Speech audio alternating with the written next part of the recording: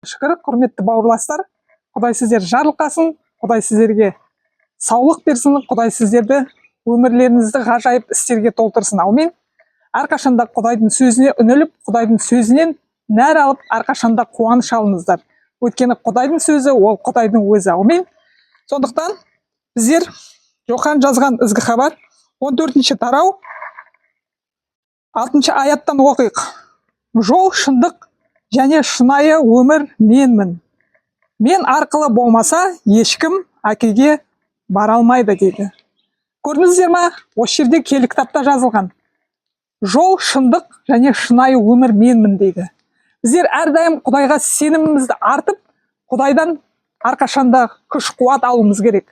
Әрқашанда Құдайдан қуаныш алуымыз керек. Өйткені Құдайдың сөзі, жаңа мен айтқандай, Құдайдың сөзі. Өйткені Құдайдың сөзі ақиқат. Осы әлемде Құдайдың сөзімен бәрі тұрылған. Барлық әлем Құдайдың сөзімен жаратылған.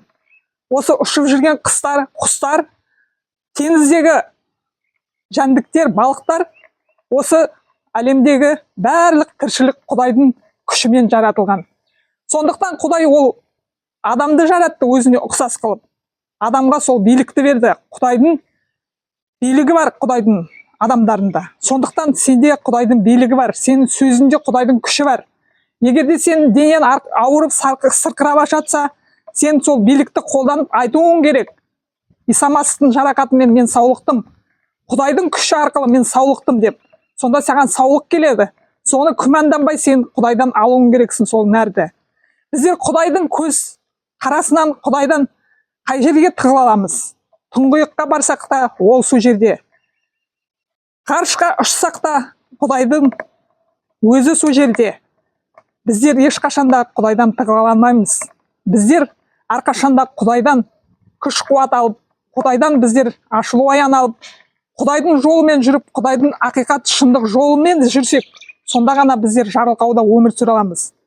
Әрқашанда сіздер қуанышта, жігерде өмір сүруіңіз керек. Өйткені Құдайдың сөзі ол біздерге мәңгілік өмір сыйлады. Құдайдың сөзі тозақты жеңді.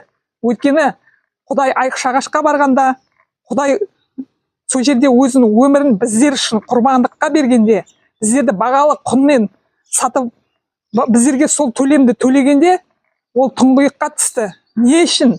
Сол өлімнің күшін жеңу үшін.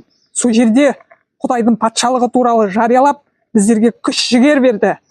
Сол жерде сол күні, айқшағашқа барған күні, сол жерде көптеген өлілер тірілді дейді. Көптеген әділ өліммен өлген, Құдайдың жүзін іздеген адамдар сол жерде тірілді дейді.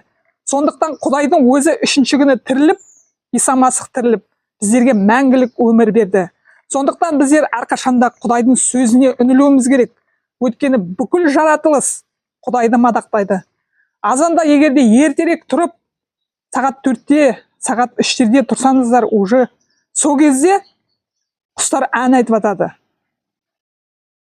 Тұңғиықта әрқашанда ол кінәнің белгісі.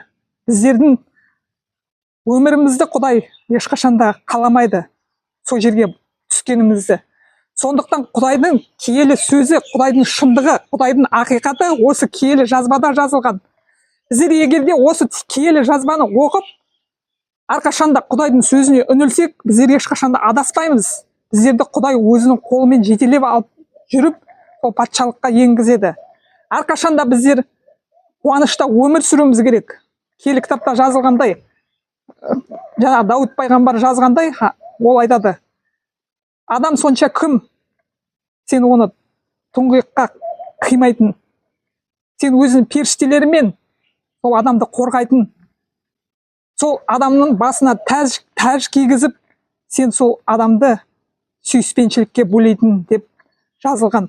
Сондықтан біздер өте құнды, бағалы ақиқаттың адамдарымыз. Біздер киелі кітапқа үніліп, сол киелі кітаптан әрқашанда нәр алайық, қуаныш алайық, жеңілпаз болайық. Құдай сіздерді жарылқасын. Иса Масихтың атынан. Аумин.